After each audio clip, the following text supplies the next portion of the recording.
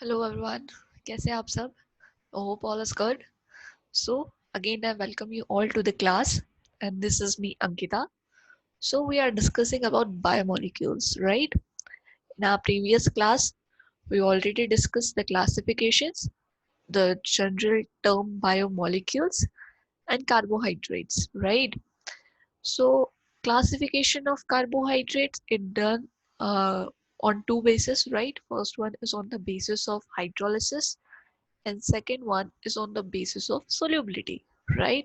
I hope आप सबको याद है classification, right? कि carbohydrate is classified into two types, simple carbohydrate and complex carbohydrate, right?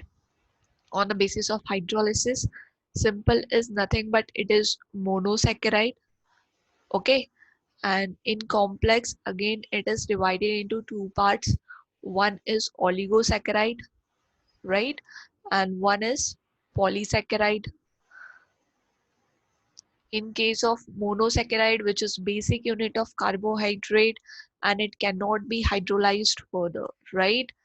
Which is again classified into two types. One is on the basis of number of carbon atom present and one is on the basis of functional group present, right? So on the basis of functional group, there are two types. One is aldosis, that means presence of aldehydic group, and one is ketosis, that is presence of ketonic group, right? And on the basis of number of carbon atom present in aldosis and ketosis, they are classified as triosis, tetrosis, pentosis, hexosis, right? So this is all about monosaccharide. In case of disaccharide, these are the carbohydrate which on hydrolysis yield 2 to 10 monosaccharide unit, right? 2 to 10. So on the basis of number of monosaccharide unit they produced, they are classified as disaccharide. That means they produce two monosaccharide unit. Examples: sucrose, maltose, lactose, right? Then trisaccharide, then tetrasaccharide. Tetrasaccharide का example क्या है? Stachyose. Okay, so this is one. Polysaccharide में there is starch, glycogen, cellulose. That means which on hydrolysis yield large number of monosaccharide units, right? So ये तो था classification. Monosaccharide के examples, you know, glucose है, then fructose है, then galactose है, mannose है, right? Then dihydroxyacetone is there, ribose is there, ribulose is there. There are number of.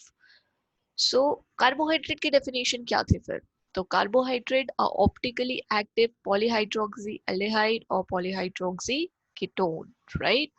And second classification is on the basis of solubility, right? Sugar and non-sugar. Sugar, they are soluble, they are sweet in taste, and they are crystalline. Whereas non-sugar, they are insoluble, they are tasteless, and they are amorphous, right? So sugar के example क्या थे? All monosaccharides, okay? And in case of non-sugar, all polygosaccharides, right? Sugar is again classified into two types. One is reducing sugar and one is non-reducing sugar. So ये हम already देख चुके हैं. Reducing sugars are the sugar which reduces Fehling solution and Tollens reagent. Non-reducing sugars are the carbohydrate which cannot reduce Fehling sugar and Tollens reagent. Okay, so this is all about the carbohydrate classification of carbohydrate, right? So in today's class, we will discuss about the very important monosaccharide, that is glucose. We will study about the structure of glucose. We will study different properties of glucose. Okay, so let's start it. This was the recap, okay, of our previous class. Now we move further. Monosaccharide, okay, and the first monosaccharide which we will study is glucose. Now glucose is very important monosaccharide, guys. This is the very important compound which is obtained in nature most abundantly मतलब हमें बहुत ज्यादा amount में ये मिलता है, okay? So glucose occur freely in nature as well as in combined form. तो ये free भी मिलता है, मतलब simple glucose भी मिलता है और combined form में भी मिलता है. In sucrose you will get glucose and fructose. So हमको glucose sucrose में combined form में मिलता है with fructose, right? Glucose is also present in sweet fruits and honey. Okay, ripe grapes में भी glucose होता है in large amount. So ये glucose बनता कैसा है? How glucose is prepared? So there are two methods which we have to study. Okay, first one is from sucrose. And sucrose is nothing but it is cane sugar. Okay, sugar cane, right? So that is sucrose. If हम sucrose को boil करते हैं, if we boil sucrose with dilute HCl or H2SO4, sulfuric acid, in alcoholic solution we will get glucose and fructose in equal amounts. Okay, क्योंकि हमने देखा है sucrose is a disaccharide, right? हमने कल ही पढ़ा था sucrose is a disaccharide which on hydrolysis yield glucose and fructose. Okay, तो जब हम सुक्रोज को बॉईल करेंगे using dilute HCl and H2SO4, at that time we will get glucose and fructose in same amount in equal quantity. Okay, glucose, now we want only glucose, we don't want fructose. हमें fructose की जरूरत नहीं है, हमें सिर्फ glucose चाहिए, लेकिन fructose तो साथ में मिल रहा है. फिर हम क्या करेंगे? We will separate glucose from fructose. So how will you separate it? तो we will add ethanol during the cooling. ठीक है, जब रिएक्शन प्रोसीड हो रही हो, रिएक्शन ठंडी हो रही होगी, तब हम उसमें क्या ऐड करेंगे? हम उसमें इथेनॉल ऐड करेंगे. ओके, और जो ग्लूकोज है it is almost insoluble. Okay, वो इंसोल्यूबल है अल्कोहल में. सो सॉल्यूशन को हम फिल्टर करेंगे जिससे हमको क्या मिलेगा? ग्लूकोज क्रिस्टल फॉर्म में मिल जाएगा. And in that way we will separate glucose from fructose. So this is a reaction. Now this is your sucrose, which is disaccharide. The molecular formula of sucrose is C12H22O11. Please remember this. हाँ, ये बहुत important है. सारे disaccharide का formula है C12H22O11. Okay, तो हमने इसका hydrolysis किया, right? In presence of acid HCl or H2SO4, so we will get glucose C6H12O6 plus fructose plus C6H12O6. Okay, so I hope this preparation is clear to all of you. We prepare glucose from sucrose. Okay, तो हमें दोनों ही मिलेंगे glucose and fructose, but we will separate glucose from fructose by adding ethanol during cooling. Okay, so reaction is very simple. Okay, सिर्फ acid के presence में किया है हमने रिएक्शन को. So I hope this much is clear. Second is from starch. Now हम सबको पता है कि starch एक polysaccharide है, right? Starch is a polysaccharide. That means starch on hydrolysis yield large number of glucose molecule. It yield large number of glucose molecule. तो हम जब commercial level पे glucose बनाते हैं, that time we prepared glucose from starch. This is the only reason, because a single molecule of starch yield large number of glucose molecule. Okay, now commercially glucose is obtained by hydrolysis of starch. तो हमें क्या करना पड़ेगा? starch का hydrolysis करना पड़ेगा, right? By boiling it with dilute sulfuric acid at 393 Kelvin under 2 to 3 atmospheric pressure. That means we have to provide a particular temperature and particular pressure. तो ये है आपका स्टार्च का molecular formula C6H10O5 by N. ऐसे बहुत सारे N number of molecules साथ में आएंगे to form a single polysaccharide, that is starch. Okay, and starch is made up of glucose units. Please remember this one. तो जब हम इसका हाइड्रोलिसिस करेंगे at 393 Kelvin and 2 to 3 atmospheric pressure, right? तो हमको क्या मिलेगा? हमको मिलेंगे n number of glucose molecule C6H12O6. मतलब ये जो n है that means large number of glucose. ठीक है, सो अभी हमने देखा था माल्टोज एक डाइसेकेराइड है, राइट? और माल्टोज किससे बना है? माल्टोज में कौन से दो मोनोसेकेराइड यूनिट इन्वॉल्व है?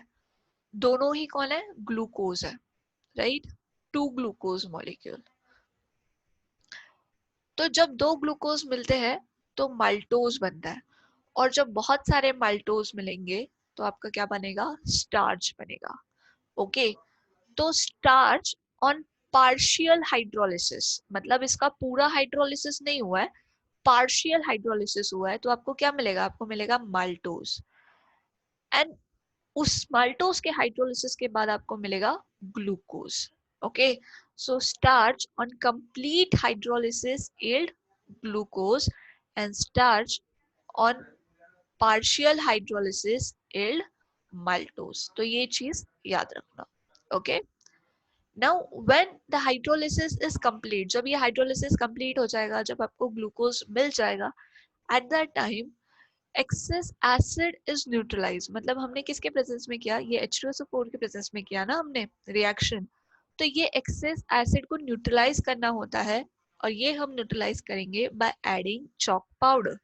ठीक है, तो जो इम्प्यूरिटीज है, जो भी इम्प्यूरिटीज है, जो भी कलर्ड इम्प्यूरिटीज है आपके सॉल्यूशन में, that are absorb by adding charcoal, that are absorbed by adding charcoal, and on cooling crystals of glucose which is separate out, which are removed by filtration.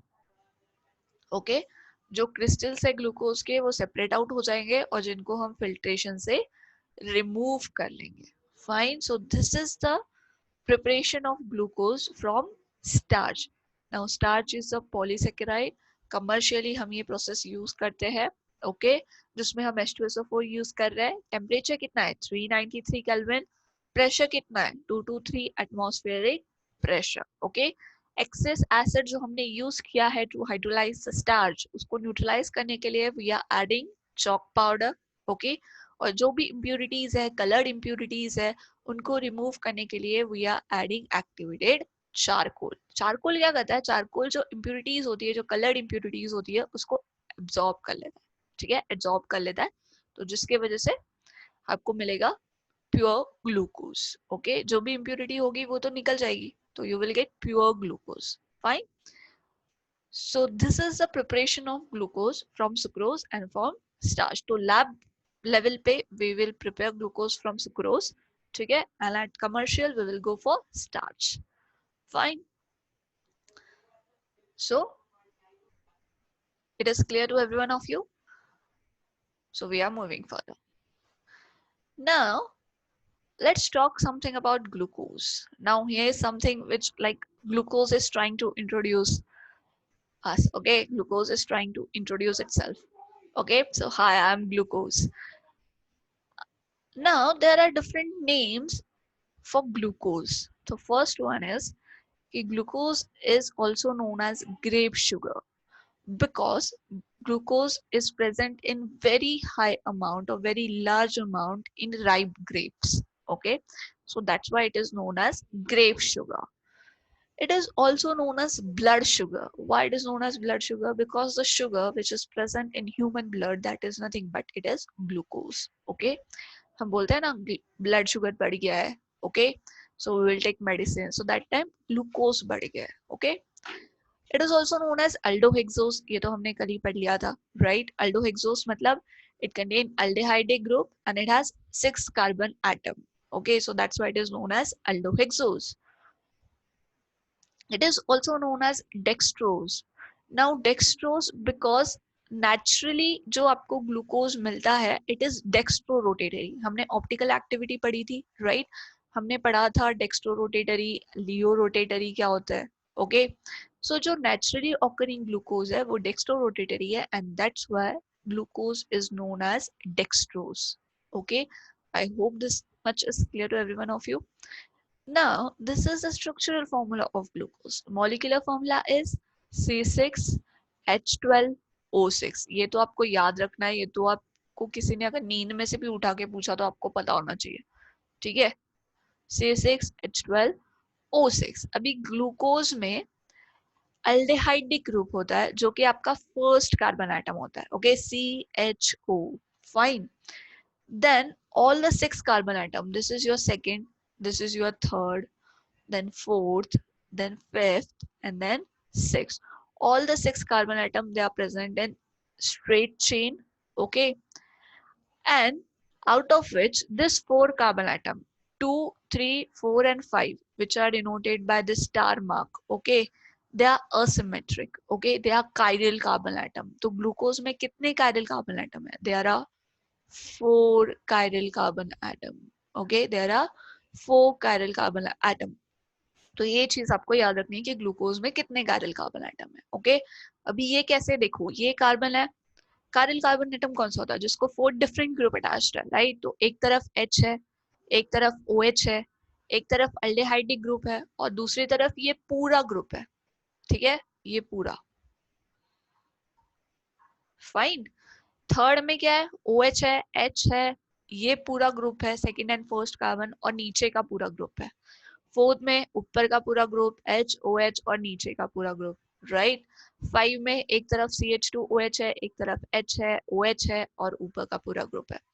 So this is the thing which you have to keep in mind, okay, and just remember one thing, जो second carbon atom से लेके fifth carbon atom तक है, मतलब six carbon atom तक, each has OH group, each carbon atom has OH group. 5 carbon atom in the glucose molecule is attached to hydroxy group, okay, but this third carbon atom जो है ना, उसका जो OH group है, it is on left hand side, और बाकी सारे OH group they are on right hand side, okay. तो जब भी आप ग्लूकोज का स्ट्रक्चर लिखोगे, सो प्लीज मेक श्योर कि जो थर्ड कार्बन एटम है उसका OH आप कौन से साइड लिखोगे, उसका OH आप लेफ्ट साइड लिखोगे, थर्ड कार्बन एटम का, okay. Third carbon atom starting from here, aldehyde group को इंक्लूड करना है, एक्सक्लूड नहीं करना है, ओके। ना तो आप बोलोगे 1, 2 और 3 और इसका OH यहाँ लिख दोगे, तो ऐसा नहीं चलेगा, okay. So OH of third carbon atom should be at left hand side और बाकी जितने भी OH है they should be on right hand side, okay।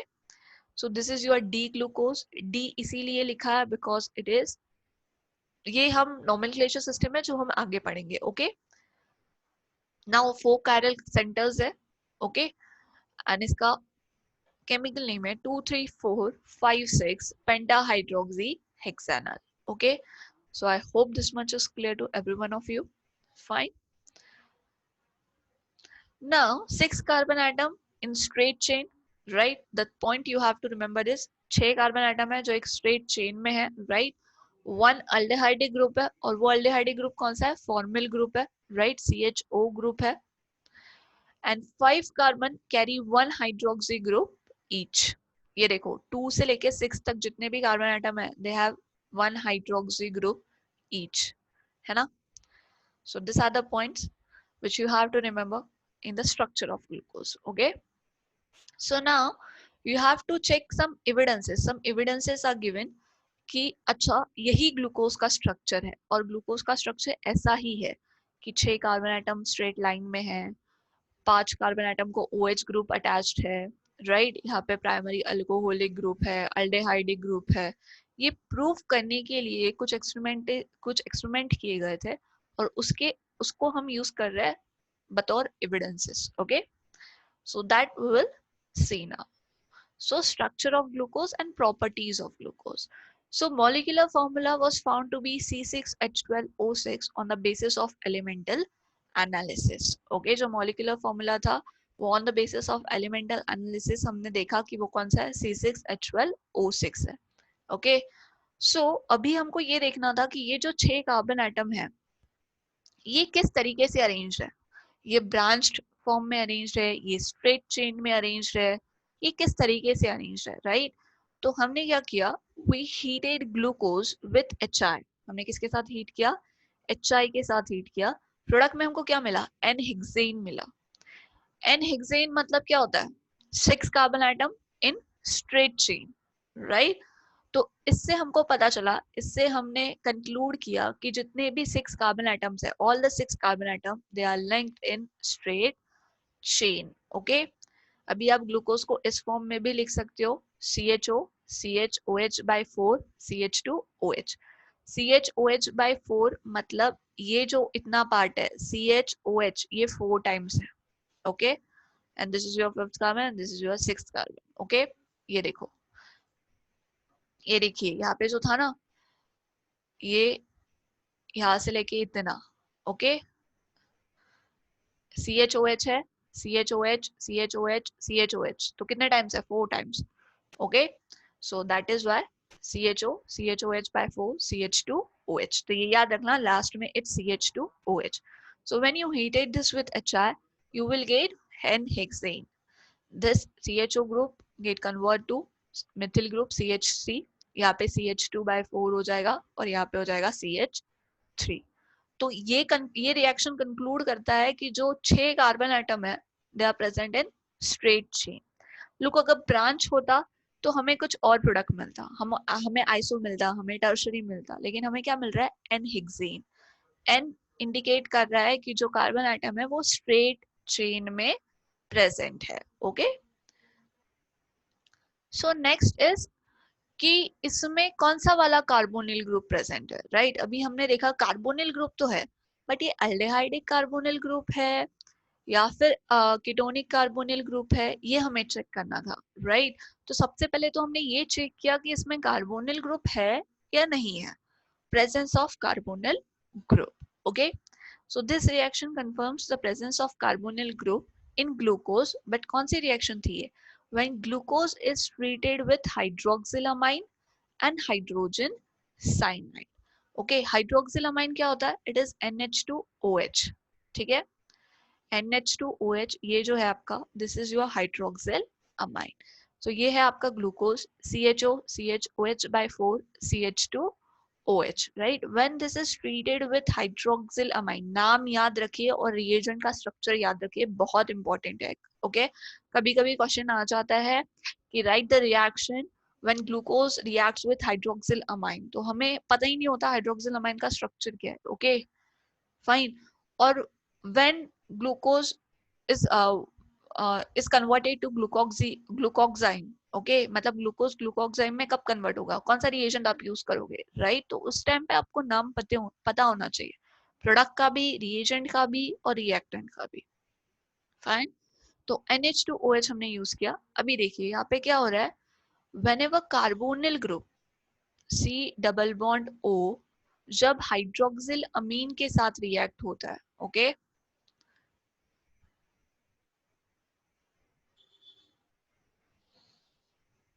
जब ये ऐसी वाली रिएक्शन होती है तो ये जो H2O है ना, ये बाहर निकल जाता है. ओके, और ये जो कार्बन डबल बॉन्डेड है, ये डबली बॉन्डेड नाइट्रोजन को अटैच हो जाता है और ये हो जाता है NOH ऑक्साइम. तो ये जो बनेगा ना, ये ऐसा बन जाएगा कुछ, double bond NOH, and this is nothing but it is oxime. ठीक है, तो ये एक रिएक्शन है ऑफ कार्बोनिल ग्रुप जो हम यूज कर रहे हैं to confirm the presence of carbonyl group in glucose. तो ये देखो, अगर ग्लूकोज से ग्लूकोक्साइम बन गया तो that means carbonyl group present है.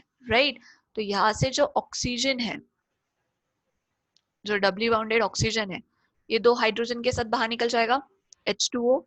ओके, और यहाँ पे जो कार्बन है वो डबली बाउंडेड हो जाएगा नाइट्रोजन के साथ इस वे में.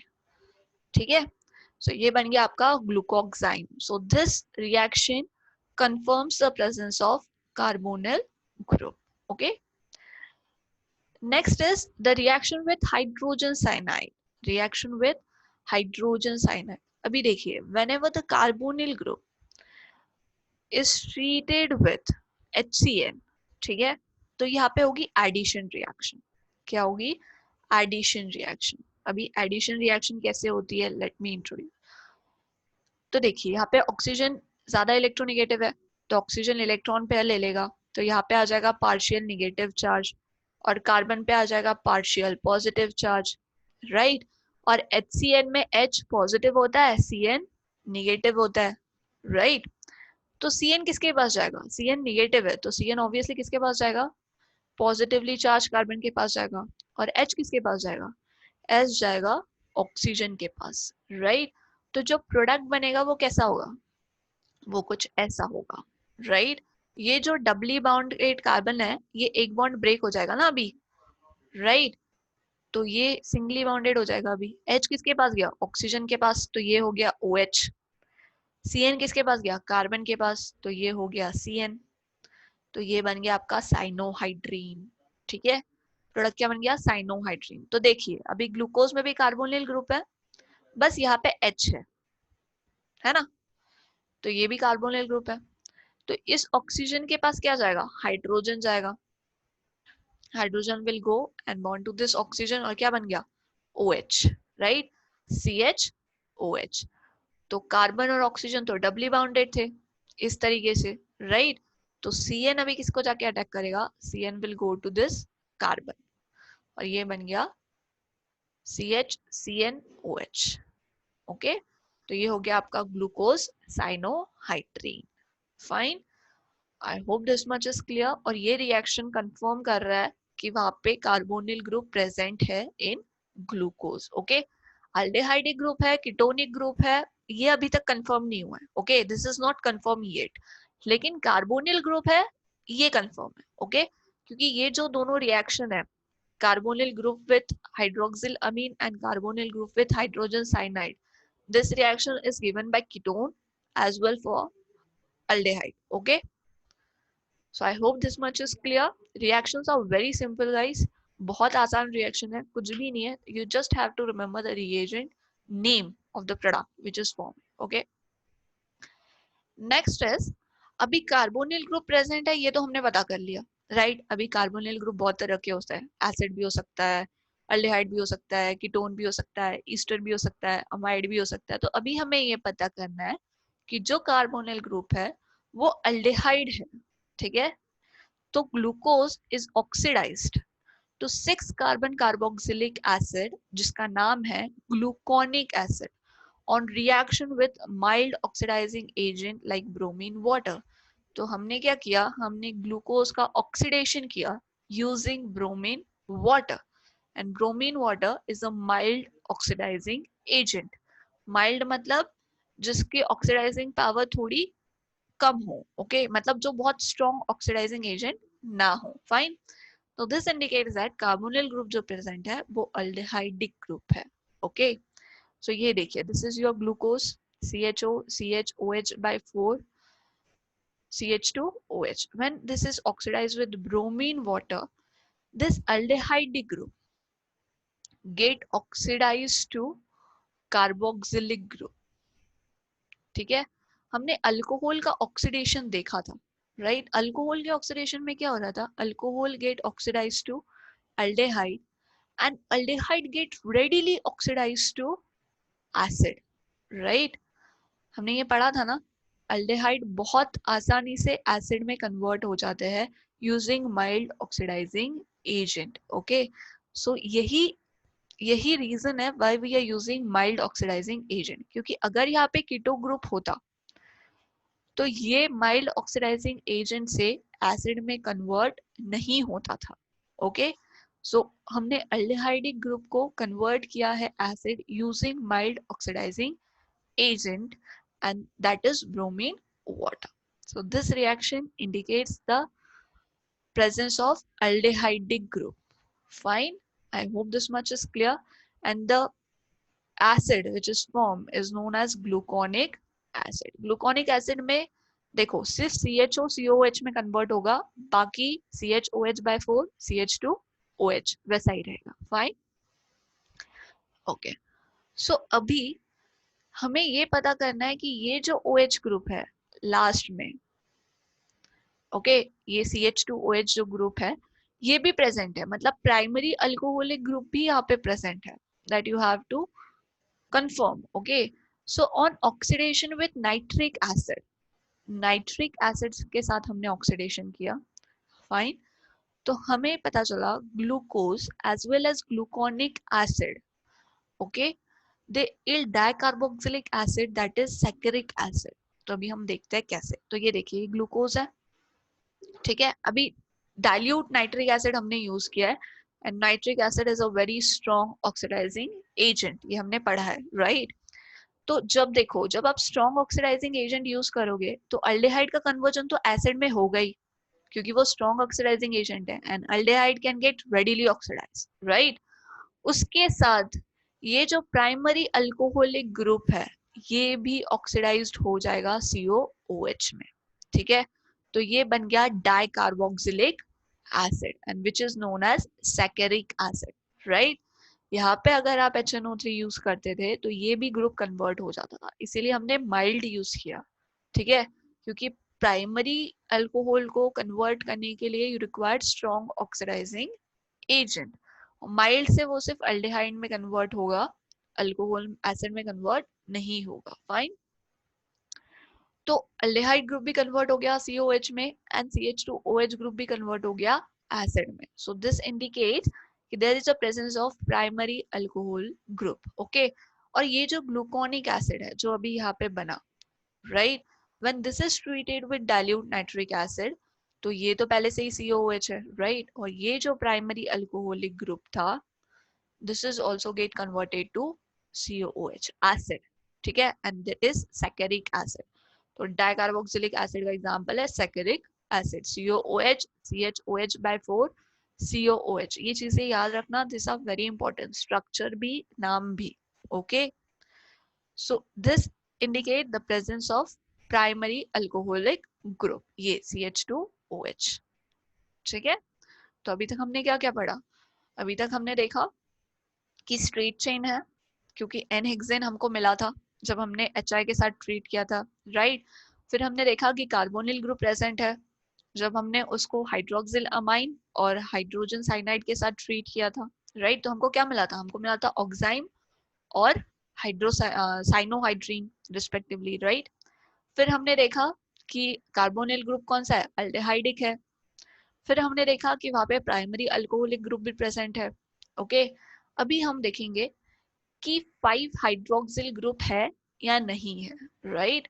सो that is by the acetylation of glucose. जब हम ग्लूकोज का एसिटिलेशन करेंगे यूजिंग एसिटिक अनहाइड्राइड, तो हमें मिलेगा ग्लूकोज पेंटा एसिटेट, हमें मिलेगा ग्लूकोज पेंटा एसिटेट, जो कंफर्म करेंगे कि there is a presence of 5 hydroxyl group. Okay, so this is the reaction. अभी ये आपका ग्लूकोज है, शायद थोड़ा सा अच्छे से विजिबल ना हो। Okay, CHO, CHOH by 4, CH2OH. Okay, when this is treated with acetic anhydride, अभी acetic anhydride क्या होता है? CH3,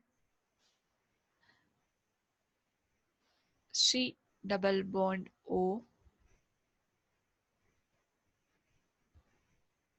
C double bond O, CH3, right? This is your acetic anhydride. तो ये देखिए यहाँ पे जो H है, when this acetic anhydride is treated with hydroxyl group, so this H will combine with this much part, okay, और ये बन गया आपका CH3COOH। क्या बन गया? Acetic acid. बचा क्या है आपके पास? बचा आपके पास एसिटिल ग्रुप है, ये वाला ग्रुप बचा है ना, CH3CO। ये कहाँ पे ऐड हो जाएगा? ये कार्बन जाके किसको बॉन्ड करेगा? इस ऑक्सीजन को। तो देखिए ये COCH3 हो गया। तो ऐसा ही सेम आपने कितने लिए? आपने 5 एसिटिक अनहाइड्राइड लिए थे, 5 मॉलिक्यूल लिए थे आपने एसिटिक अनहाइड्राइड के, राइट। तो एक तो इसके साथ हो गया, इस OH के साथ रिएक्ट होगा, बचे हुए 4 इसी तरीके से रिएक्ट होंगे टू फॉर्म पेंटा एसिटेट। ये देखिए COCH3 यहाँ पे भी आ गया बाय 4। ओके, मतलब चारों हाइड्रोक्सिल ग्रुप के साथ आपका एसिटिक अनहाइड्राइड रिएक्ट होगा to get glucose penta acetate. ये जो प्रोडक्ट है इसका नाम है ग्लूकोज पेंटा एसिटेट। फाइन, अभी हमने देखा कि ग्लूकोज एक बहुत ही स्टेबल कंपाउंड है, राइट। दैट इंडिकेट्स कि जो 5 OH ग्रुप प्रेजेंट है ग्लूकोज में, वो एक कार्बन आइटम को अटैच नहीं है, they are attach to different carbon atom. अगर एक कार्बन आइटम को अटैच होते तो क्या हो जाता? अनस्टेबल हो जाता, हमने अल्कोहल में पढ़ा था, राइट। तो they are attach to different carbon atoms. I hope this much is clear to everyone. So ये 6 रिएक्शंस आपको याद रखनी है, structures and properties of glucose. This reaction confirm the structure of glucose. Okay, कि straight chain है, 5 OH group है, aldehyde group है, formal group है, कार्बोनिल ग्रुप है। तो ये रिएक्शंस आपको याद रखनी है। फाइन, नेक्स्ट इज, अभी इतना सब कुछ पढ़ने के बाद, मतलब डिफरेंट प्रॉपर्टीज स्टडी करने के बाद, फिशर एक साइंटिस्ट थे, ओके, जिन्होंने स्पेशल अरेंजमेंट दिया ऑफ योर ये किसका? ग्लूकोज का, सैक्रिक एसिड का एंड ग्लूकोनिक एसिड का। ओके, तो वो हम अभी पढ़ेंगे। Fine.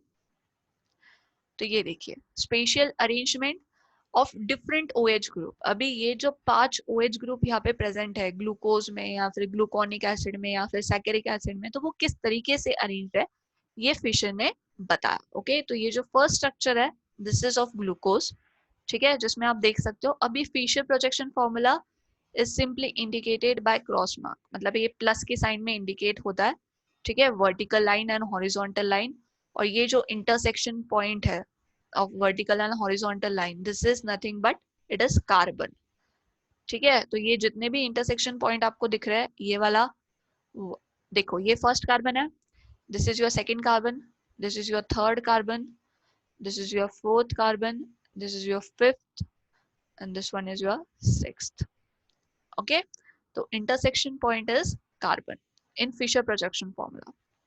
Okay, we will study it in detail in next lecture. Okay, अभी के लिए याद रखिए 5 OH ग्रुप है, जिसमें से थर्ड जो कार्बन है आपका, थर्ड कार्बन का जो OH ग्रुप है it is on left hand side, और बाकी जितने भी OH ग्रुप है, बाकी 4 OH group they are on right hand side, glucose. Okay, और फर्स्ट नंबर पे कौन सा रहेगा? हमेशा अल्डिहाइड ग्रुप CHO ग्रुप, और सिक्स्थ पे क्या रहेगा? CH2OH, primary alcohol.